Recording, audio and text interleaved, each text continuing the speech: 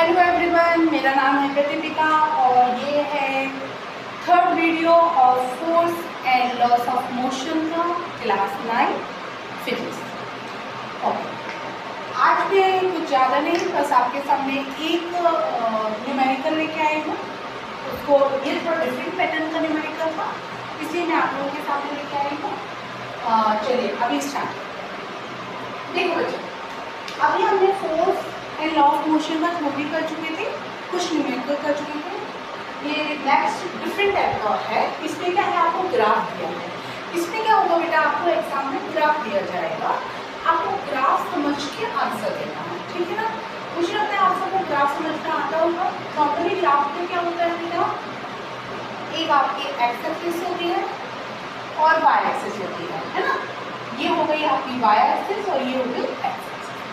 तो एक्स में इस साइड सारे जितना भी हम लेते हैं उसको पॉजिटिव लेते हैं और इधर जो भी लेते हैं सबको हम नेगेटिव लेते हैं। बाय एक्सिस में भी हम जो भी ऊपर के साइड लेंगे वो सब हम पॉजिटिव लेते हैं और नीचे के साइड जो भी हम नंबर्स लेते हैं वो सारे जो भी वैल्यूज हम नीचे लेते हैं वो सारे क्या लेते हैं, नेगेटिव लेते हैं। एक जनरल पैटर्न है, जब इस तरह का कोई ग्राफ आपको दिया जाए तो इसमें ऊपर की साइड जो भी वैल्यूज दी जा रही है, मतलब कि ये आपका क्या दिया जा रहा है, देखा जाए तो ये वाई एक्सिस है आपका और ये एक्स है, ये प्लस एक्स है और ये प्लस वाई, मतलब ये आपका ये वाला कोऑर्डिनेट को शो कर रहा है। ओके, अच्छा, इस साइड आपको स्पीड मेंशन की गई है, इस साइड टाइम मेंशन किया गया है। क्या मेंशन किया है भाई, इस साइड स्पीड मेंशन की गई है, इधर टाइम मेंशन किया गया है। स्पीड को आपको मीटर पर सेकेंड में बताया गया है, टाइम को आपको सेकेंड में मेंशन किया गया है। हमारा जो SI यूनिट्स होता है उसमें हमारा लेंथ क्या होता है भाई, मीटर में, टाइम होता है सेकेंड में एंड मास होता है kg में, है ना। तो इसके अकॉर्डिंगली अगर हम देखें तो हमको सारी यूनिट SI यूनिट से के हिसाब से ही दिख रही है। अच्छा, इसका मतलब ये है कि हमें कोई यूनिट कन्वर्जन नहीं करना है। फर्स्ट ऑफ ऑल हमें यही देखना है कि हमको जो भी वैल्यूज दी गई है उसकी यूनिट क्या है। अगर हमारी यूनिट ऐसा ही यूनिट है तो हमें वहाँ कोई भी कुछ भी कन्वर्जन नहीं करना है, ठीक है। अच्छा, नेक्स्ट है हमारा पहला क्वेश्चन, मैक्सिमम फोर्स। और हमको क्या बताना है भाई, मैक्सिमम फोर्स। कैसे बताएंगे भाई मैक्सिमम फोर्स, आपका ये ग्राफ है, इस ग्राफ को समझोगे, इस साइड आपकी स्पीड बढ़ रही है, इस साइड आपका टाइम बढ़ रहा है, ठीक है। तो ये एक कार का ग्राफ है, एक्चुअली एक कार मूव कर रही है, उसके कार का मूवमेंट का ग्राफ है। तो आपकी कार जब इस मोशन पे थी, ए मोशन पे थी, इसका मतलब उस टाइम उसकी वेलोसिटी कितनी थी, 0 वेलोसिटी। जब हमारी कार ए पॉइंट से बी पॉइंट तक गई तो इसका मतलब इसकी वेलोसिटी क्या हो रही है, देखिए टाइम भी बढ़ रहा है। इस साइड को देखो, इस पॉइंट पे 0 था, वेलोसिटी भी और टाइम भी। अगर हम ये पॉइंट देखें तो यहाँ पे हमारा टाइम थोड़ा सा बढ़ा और वेलोसिटी भी बढ़ी। इस पॉइंट पे देखें तो टाइम भी बढ़ रहा है, वेलोसिटी भी बढ़ रही है। बी पॉइंट पे जब हम आए तो हमारा टाइम क्या हो गया, 2 सेकेंड और वेलोसिटी हमारी क्या हो गई, 5 सेकेंड। पॉइंट बी पे हमने क्या देखा, 0 से हमारे स्टार्ट हुई थी कार, पॉइंट बी पर पहुंची तो हमारी वेलोसिटी क्या हो गई, 15 मीटर पर सेकेंड एंड हमारा टाइम क्या हो गया, 2 सेकेंड, ठीक है। अच्छा, अब हम हो रहे हैं मैक्सिमम फोर्स, ठीक है। दूसरा क्वेश्चन क्या है हमारा, V2C है, जहाँ पे हम देख रहे हैं इसकी वेलोसिटी क्या है, कांस्टेंट है, 15 ही है। थर्ड क्वेश्चन आ रहा है हमारा रिटार्डेशन, मतलब यहाँ पे क्या हुआ, हमारी वेलोसिटी 15 से क्या आ गई, 6 पर आ गई, क्या आ गई, 6 पर आ गई, है ना। अब देखो बच्चे, अब आपको निकालना है मैक्सिमम फोर्स कब लगा रहे हैं, ठीक है। मैक्सिमम फोर्स हम कब लगाएंगे बेटा, जब हम किसी भी चीज़ की, किसी भी ऑब्जेक्ट की क्या कर रहे हैं, हम वेलोसिटी को इंक्रीज कर रहे हैं। आप देखिए यहाँ पे हमारा कहाँ से कहाँ तक पहुँच रहा है मैक्सिमम, क्या कहते हैं, हमारा कहाँ से कहाँ पहुँच रहा है ऑब्जेक्ट, 0 से 15 किस पे पहुँच रहा है, मीटर पर सेकेंड। मतलब हमारी इनिशियल वेलोसिटी 0 थी और हमारी फाइनल वेलोसिटी कितनी आ गई भाई, 15 मीटर पर सेकेंड, ओके। अच्छा, अब बोल रहे हो मैक्सिमम फोर्स क्या होता है भाई, फोर्स का फॉर्मूला क्या है, फोर्स का फॉर्मूला है M × A, है ना। M, अच्छा, M की वैल्यू दी हुई है, एम की वैल्यू, कार का मास कितना दिया हुआ है 1000 kg, ठीक है। अच्छा अब आप यहाँ पे देखिए फोर्स क्या होता है एम इंटू ए। अच्छा तो एम की वैल्यू तो ऑलरेडी दी हुई है आपको, वी कैन पुट डायरेक्टली। अच्छा ए क्या होता है बेटा, ए इज एक्सेलरेशन। ए क्या होता है, ए इज एक्सेलरेशन। ए को हम कैसे डिनोट करते हैं, u minus v divided by sorry final velocity minus initial velocity divided by T.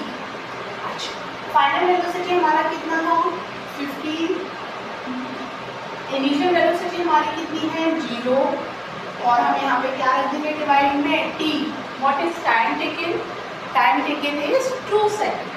Okay तो यहाँ पे अगर हम देखें तो मैक्सिमम फोर्स कितना आएगा भाई, इसका मैक्सिमम फोर्स आ जाएगा, अगर हम इसको काटें तो ये क्या हो जाएगा भाई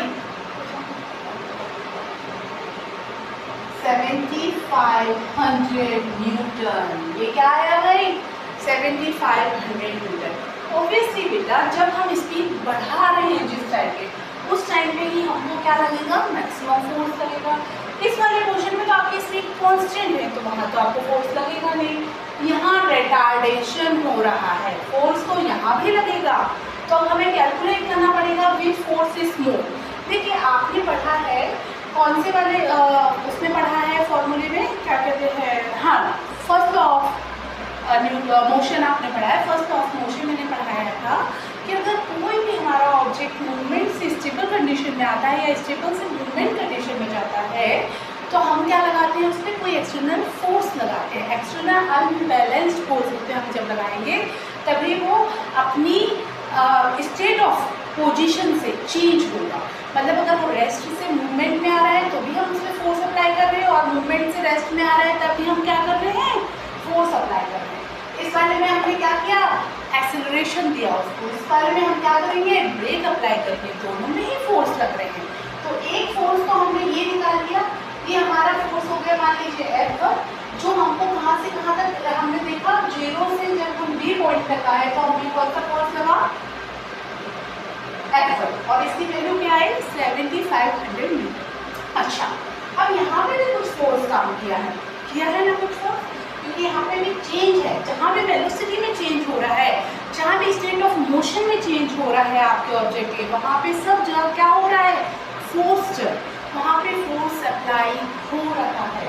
तो उस वाली जगह पे हमको क्या देखना पड़ेगा, अगर हम इन्होंने बोला है मैक्सिमम फोर्स तो हमें दोनों का फोर्स निकालना पड़ेगा भाई, एक तो एक्सेलरेशन की लाइन पे भी और रिटार्डेशन की लाइन पे भी। देन वी कैन फाइनलाइज की मैक्सिमम फोर्स क्या है।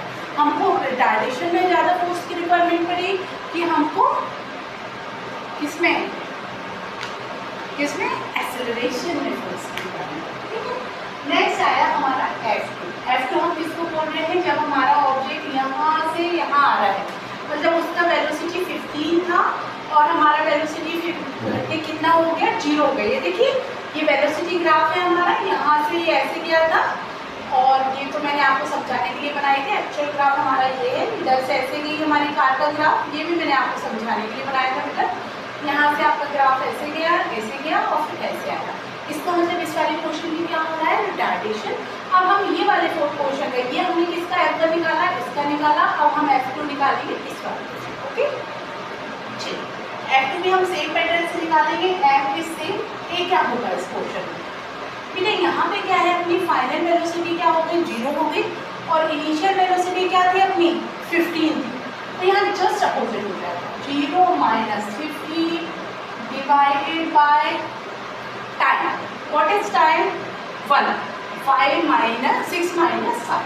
एक्चुअली ये सारा चेंजेस कितने टाइम के बीच में हुए 5 मिनट के बाद रिटार्डेशन स्टार्ट हुआ और 6 मिनट पर हमारी स्पीड 0 हो गई। तो हम इस केस में क्या लेंगे भाई 6 माइनस 5 मतलब 1 सेकेंड। क्या आएगा भाई आंसर हमारा, देखिए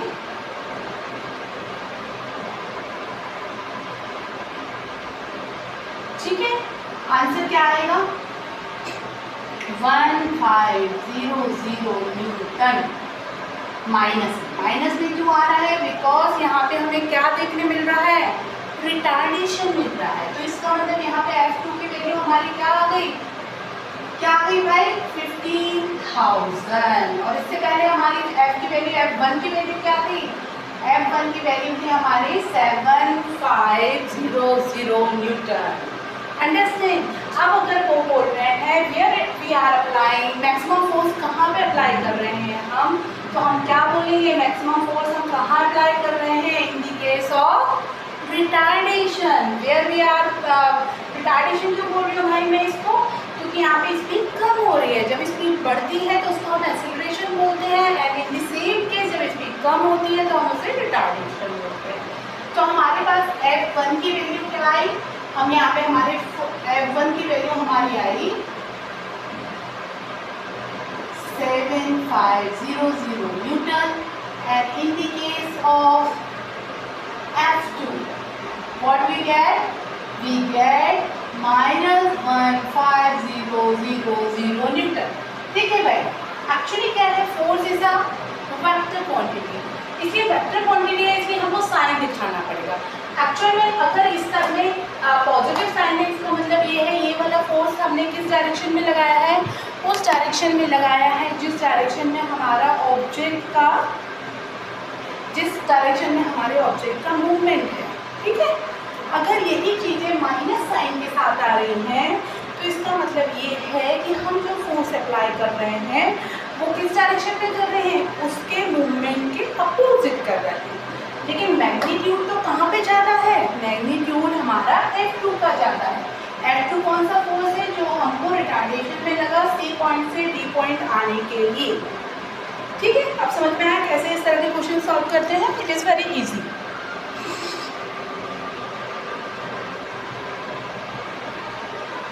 सेकेंड है आपका रिटार्डिंग फोर्स। देखिए वही उसने पूछा है, सेकेंड क्या है? Retarding force. तो ये हम ऑलरेडी निकाल चुके हैं। क्या है रिटार्डिंग फोर्स? 1500 न्यूटन। ये हम ऑलरेडी निकाल चुके हैं। What is retarding force? This is retarding force. Okay, next third है नो फोर्स। अब हम ऐसा कौन सा जहाँ फोर्स नहीं लगा रहे हैं? कौन सा एरिया हमारे पास वो एरिया है जहाँ पे हम फोर्स अप्लाई नहीं कर रहे हैं? आप देखेंगे कि इन the case of V to C, यहाँ पे क्या है बेटा? वेलोसिटी आपकी 15 है। यहाँ पे वेलोसिटी क्या है? कांस्टेंट है, 15 है। एंड फोर्स क्या होता है? Force is a change in movement of object with respect to time is a force, है ना? यही होता था ना, यही होता था चेंज इन मूवमेंट। मूवमेंट क्या होता था? P2 minus P1 with respect to time. और P2 और P1 क्या होते थे? P2 is equal to mv2 m1v2, P1 is equal to m1v1। हालांकि m हमारा सेम है, एक ही ऑब्जेक्ट है, तो यहाँ पे m तो सेम हो जाएगा। ठीक है, क्या अलग है? यहाँ पे सिर्फ v की वैल्यू है, और v की वैल्यू चेंज ही नहीं हुई, तो यहाँ पे क्या हो जाएगा? ये अप्लाइंग फोर्स क्या हो जाएगा? 0। तो नो फोर्स वाला एरिया कौन सा है बेटा? B to C। मतलब B to C वाला पोर्शन में हम कोई भी फोर्स अप्लाई नहीं कर रहे हैं। ओके, अच्छा, अब नेक्स्ट पूछा उन्होंने velocity of the car eight 5 second. Velocity of car eight 5 second, ये है हमारा 5 सेकेंड वाला पॉइंट। और इस पे अगर अपन ऊपर की तरफ सीधे जाएं तो हमें क्या वेलोसिटी मिल रही है भैया? 15, सिंपल 50 क्या मिल रही है? 50 मीटर पर सेकेंड। कुछ भी हमको अप्लाई मतलब कि एज्यूम नहीं करना पड़ा। नेक्स्ट आप देखेंगे acceleration during first 2 interval of time. Okay, अब हमको पूछा है acceleration during first 2 interval of time. ये वाला इंटरवल है ऐसा है जहाँ पे क्या हो रहा है एक्सेलरेशन। तो एक्सेलरेशन क्या होता है बेटा? A is equal to V minus U divided by T. What is V? V is the final velocity. What is U? U is initial velocity. And T is time taken by the object to change their speed from U to V. ठीक? Okay, that is acceleration. अब इन्होंने यहाँ पे पूछा है, तो V की value क्या है बेटा? V की value we are getting 15. And what is value of U? That is 15 metre per second. Unit डालना कभी नहीं भूलेंगे। आप कोई भी क्वांटिटी लिख रहे हैं, किसी भी तरह की लिख रहे हैं, विदाउट यूनिट और without if that quantity is a vector quantity, then you have always mention sign. It may be a plus or maybe a minus, लेकिन विदाउट साइन आपको कभी भी वेक्टर क्वांटिटी नहीं मेंशन करनी है, ठीक है।